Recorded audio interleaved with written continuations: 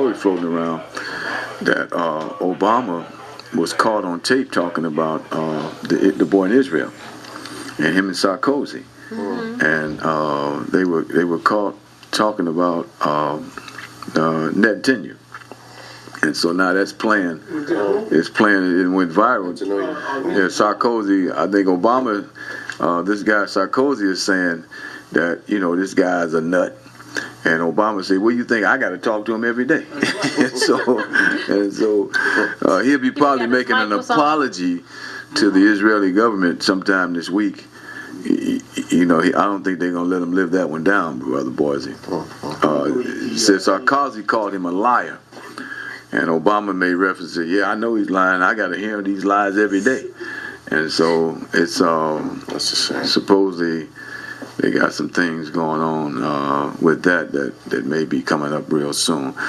But Reverend Sampson, you wanted the Bible scholars. I want to ask you a question about this verse in Isaiah. Let's take these two calls. I'm sorry. Hello, caller, you on 1570.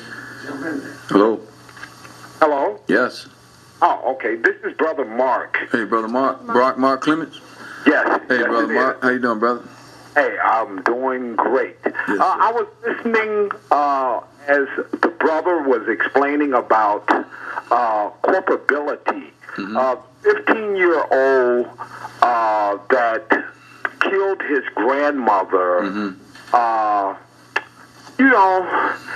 he is most likely going to receive between 40 years to natural life in prison. I have a problem with sentencing youth to prison for the rest of their lives based off of things that they done while they were young. Yes, it is out of control. It's off the hook. A lot of this stuff has to do with the parents, in my opinion, but sentencing children to prison for the rest of their lives, I have a problem with that. So, Brother Clemens, in your opinion, what should happen with this 15-year-old? The 15-year-old should...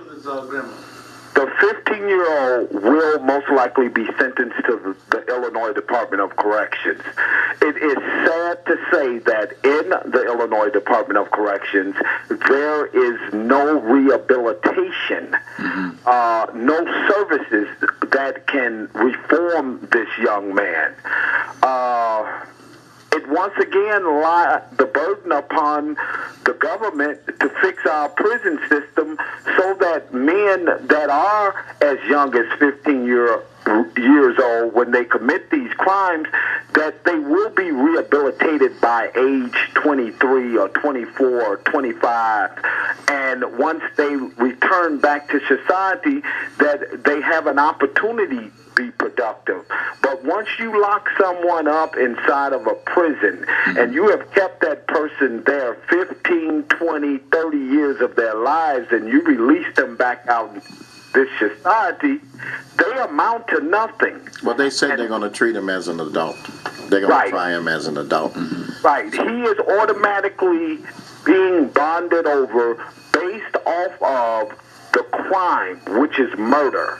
All murderers, regardless of your age, you shall be tried, and if convicted, you fall under the adult system. If you are, I think Illinois is, you have to be 14 and older to be tried as an adult. And she was a policewoman, I believe.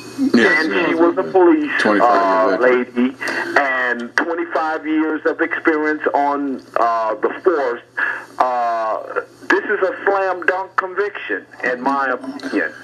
Clemens, real quick. Because I'm hearing now that this young 15-year-old has some mental problems. What do you think should occur? And they testing him and found that he has some mental problems, due to, situations with his blood mother, et cetera, and his father. So what do you think should happen in that case if they found he had mental problems? Well, the law does not afford any flexibility for youth that have mental problems. And because it does not afford any flexibility, he shall be sentenced according to the statutes. And the statute as to what this young man is facing is between 40 years and the rest of his life in prison.